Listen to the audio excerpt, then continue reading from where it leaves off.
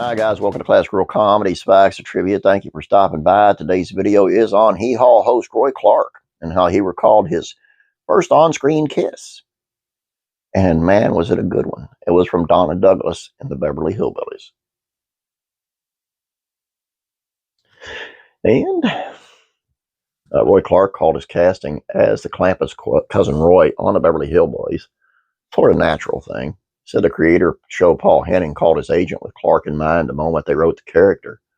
Clark remembered Henning told his agent, "We've written some scripts, so we'd like to have Roy come in and do it."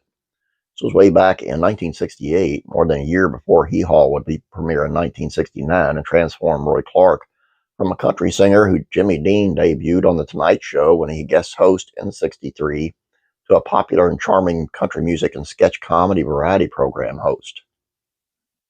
Hee Haw would keep Clark on TV for nearly 3 decades, enjoying regular airing and syndication beyond its initial run. It ended in '71, but as its host, Clark didn't really see himself as an actor. That's why he found the invitation to join the Beverly Hillbillies cast on their show as a recurring character a little daunting. In an interview with the Archive of American Television, he said, although they were playing hillbilly parts, they were great actors. Irene Ryan and Buddy Ebsen. And I guess it was one of the first things that Donna Douglas did, and one of the first meaningful things that Max Bayer had done. He didn't know if he could hold up in the scenes with these seasoned actors. But that didn't keep him from trying. In his first acting role on TV show, he claimed in the interview he even got his first on-screen kiss, saying Donna Douglas was my first TV kiss. That ain't bad. You can watch the magical moment on video that you can find on YouTube. And on that video, he performs a sweet rendition of Little Old Log Cabin in the Lane. Before he strums his guitar, he tells Jed, Granny, and Ellie that there's a song he wrote just after he left the cabin behind, connecting the hit sitcom to the old long-sung bluegrass song. And if you listen closely to the song, you'll notice Clark had updated the lyrics on this faded tune, inserting Elly May's name even. After he finishes the song, that's when Ellie, in a show of family affection, pecks Roy Clark on the cheek. In his long career, Clark took on a handful of acting roles, but it all started with the appearances on the Beverly Hillbillies, with the role Clark described as such. I thought the character on the show was a combination of me from Hee Haw and what they wanted me to portray. Wasn't much of a difference there. And although Clark cites Buddy Ebsen and Irene Ryan as stars he was in awe of, it was an encounter with Eddie Albert with his first day on the set that Clark remembered with the biggest laugh. Albert was filming Green Acres in the same studio, and Clark remembered running into him just as he left costuming. And if you do watch that clip on YouTube, you'll note that Clark wore a very loud plaid suit, or you can tell in these pictures as well.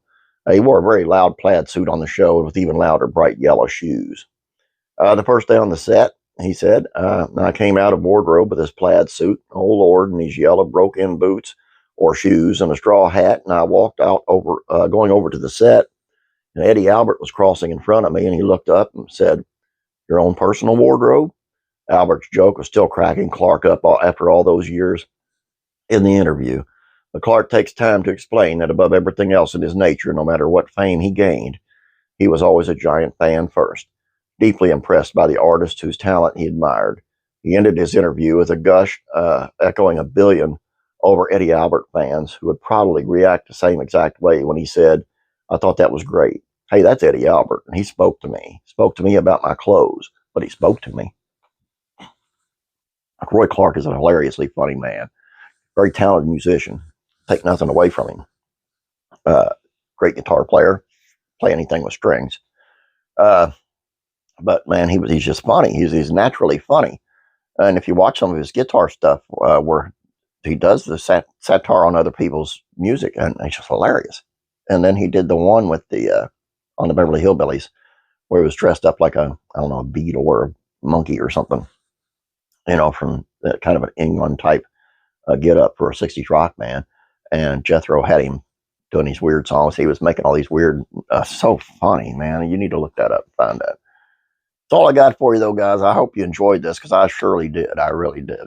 Please subscribe. Please like this video. You guys have a great day. God bless you. And I'm praying for you.